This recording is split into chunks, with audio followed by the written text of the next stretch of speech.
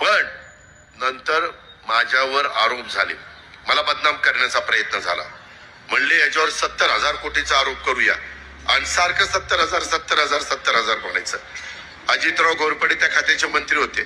माझ्यावर आरोप झाला ना, त्या दिवसापर्यंत महाराष्ट्राची 1 मेला निर्मिती होऊन त्या दिवसापर्यंत पगाराचा आणि सगळा खर्च 42,000 कोटीचा आणि मला 70,000 कोटीचा भ्रष्टाचार केला. म्हणलं त्याच्या 42,000 कोटी आजपर्यंत इतक्या वर्षात तिथं खर्च झाले 70,000 नाही. म्हणले आकडा जेवढा मोठा तेवढा लोकांना वाटतं राहिला असल बर का झालं. माझी वाटच लागली आणि त्याच्यातनं ती एक फाईल तयार झाली आणि ती फाईल गृह खात्याकडे जाते.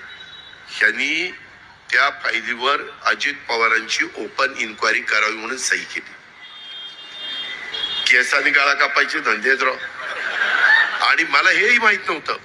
नंतर राष्ट्रपती राजवट आली, आपण पृथ्वीराज बाबाचा पाठिंबा घेतला काढून, सरकार गेलं, राष्ट्रपती राजवट. त्यावेळेसचे राज्यपाल म्हणले ही फाईलवर मी सही करणार नाही, निवडून आलेला मुख्यमंत्री करेल, लोकशाही आहे, मी असं काही कुणाला हे करणार नाही. निवडून आले आपले देवेंद्र फडणवीसचं सरकार आणि देवेंद्रनी सही केली आणि मला नंतर सांगितलं या इकडं, मला घरी बोलवलं.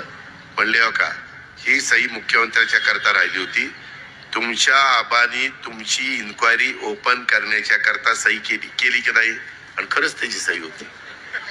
मला इतकं वाईट वाटलं. ठीक आहे म्हणलं, आपला जेव्हा भावाचा सहकारी, पण काय आपलं काहीतरी चुकलं असेल म्हणून आपल्याला कामाला लावून बाबा त्या ठिकाणी हे केलं. हे असं नाही झालं पाहिजे. आम्ही शब्दाचे पक्के.